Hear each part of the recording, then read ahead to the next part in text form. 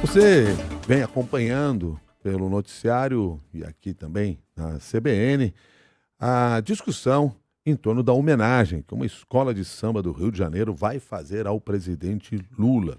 A Escola de Samba Acadêmicos de Niterói, que abrirá o Carnaval do Rio de Janeiro. O ministro André Mendonça, do TSE, deve decidir nos próximos dias se proíbe essa homenagem. Ele vai analisar uma ação do Partido Novo que acusa Lula, o PT e a escola de samba de uma propaganda eleitoral antecipada. Uma preocupação que já existe no Palácio, inclusive, a propósito desse assunto. Para conversar conosco, nós convidamos Fernando Neisser, advogado, professor de Direito Eleitoral da Escola de Direito de São Paulo, da FGV. Professor Fernando Neisser, muito obrigado pela sua gentileza de estar conosco. Bom dia. Bom dia, Milton. Bom dia, Cássia. Bom dia aos ouvintes da CBN. Bom dia. Professor Fernando Neisser, essa medida tomada pelo Partido Novo e anteriormente alguns outros parlamentares já teriam levantado também essa preocupação. Essa é uma demanda que pode ir à frente sob essa característica de propaganda eleitoral antecipada? Milton, pelo que existe nesse momento, eu não acredito que essa medida vai ter sucesso.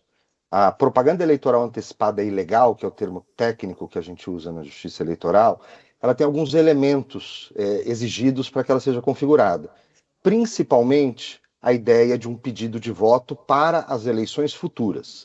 O que a Justiça Eleitoral tem feito nos últimos anos é dizer que esse pedido ele não precisa ser explícito, você não precisa falar vote em mim, ou a propaganda negativa, não vote em determinada pessoa. Mas o conteúdo tem que ter o mesmo sentido. Por exemplo, conto com você em outubro, se você me ajudar estarei no cargo ano que vem, conto com você nas urnas. Essas frases que a gente chama de palavras mágicas, elas têm um conteúdo equivalente a vote em mim. E isso leva à configuração da propaganda eleitoral antecipada. Por outro lado, desde 2015, com uma das mini-reformas eleitorais que nós tivemos, a ideia de que se discuta política, se fale sobre a existência de candidaturas, inclusive, se fale sobre qualidades ou defeitos de pré-candidatos e pré-candidatas, foi flexibilizada no Brasil. Nós temos hoje mais liberdade de discussão do que a gente tinha naquela época em que você não podia nem falar que alguém seria candidato, que já vinha uma multa. Olhando o enredo da Escola de Samba Acadêmicos de Niterói, eu não consigo ver ali nada que diga respeito ao futuro e, portanto, a essas eleições. Você tem menções elogiosas ao passado, ao presente, você tem menções a campanhas passadas, a eleições passadas do presidente Lula, mas nada que nem indiretamente diga respeito às eleições desse ano. Então, não me parece que a gente tem elementos para configurar a propaganda eleitoral antecipada ilegal.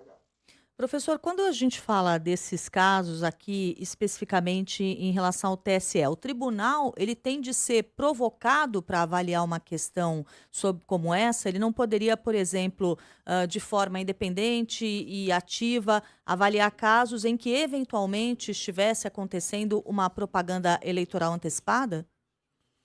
Não, Cássia, porque a justiça, mesmo a justiça eleitoral, por regra, ela é inerte, como a gente fala.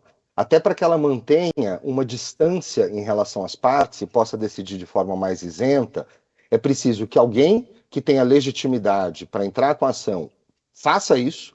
Pode ser um partido, pode ser uma federação, já durante o período eleitoral pode ser uma candidatura ou uma coligação, e sempre um Ministério Público Eleitoral, que é quem zela pelo cumprimento da lei em nome da sociedade. Então é preciso que alguma dessas pessoas traga a questão à corte e a corte decide.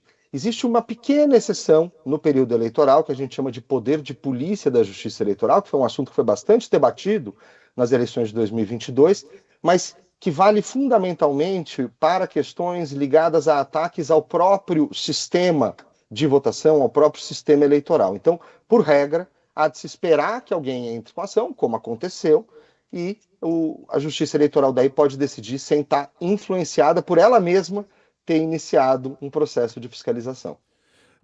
Fernando Neisser, em um cenário diferente, mas que tem sido lembrado sempre que se trata desse assunto, foi o que aconteceu com o então presidente Jair Bolsonaro, que acabou ficando inelegível após o entendimento de que houve uso da máquina pública de instalações oficiais para fins eleitorais naquele episódio da reunião com embaixadores.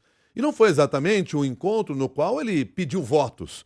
Isso não seria também um agravante para este caso que nós estamos acompanhando agora? Agravante não é a palavra mais correta, mas isso não seria também uma referência para se usar quando se analisa este caso de agora?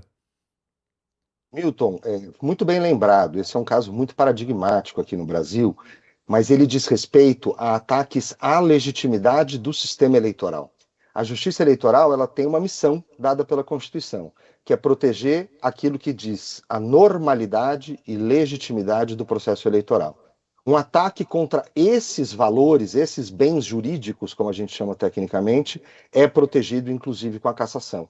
Aquilo que o ex-presidente Bolsonaro fez, no entendimento do Tribunal Superior Eleitoral, foi promover um ataque à normalidade e legitimidade do processo eleitoral, indiretamente colocando a população contra um eventual resultado negativo que viesse das urnas contra si. E foi por essa razão, num acórdão brilhante do ministro Benedito Gonçalves, extenso, até para delimitar essa situação, é que o TSE entendeu pela cassação. Aqui, claro, o tema é completamente outro, ainda que também se trate de um presidente em exercício, é a única semelhança que a gente tem.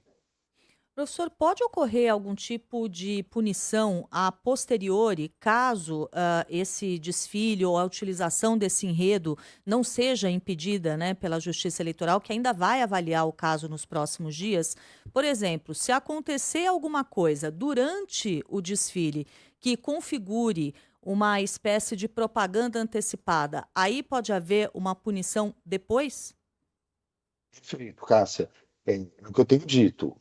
Pelo samba enredo, como está escrito, não vejo qualquer elemento que aponte propaganda eleitoral antecipada. Nós não sabemos como são as alegorias, os carros, as fantasias, nós não sabemos se durante o carnaval, durante o desfile, não vai haver alguma coisa fora do script, uma mensagem que diga sim respeito às eleições de 2026. Se isso acontecer, claro que isso pode levar à punição das pessoas envolvidas, né, a aplicação de uma multa por propaganda eleitoral antecipada e legal, e no limite, se entender que houve uma gravidade muito vasta, isso poderia levar à configuração de abuso de poder, o que, claro, por a gente ainda estar longe do período eleitoral, é muito difícil que isso aconteça, mas os olhos vão estar todos voltados para o desfile, né?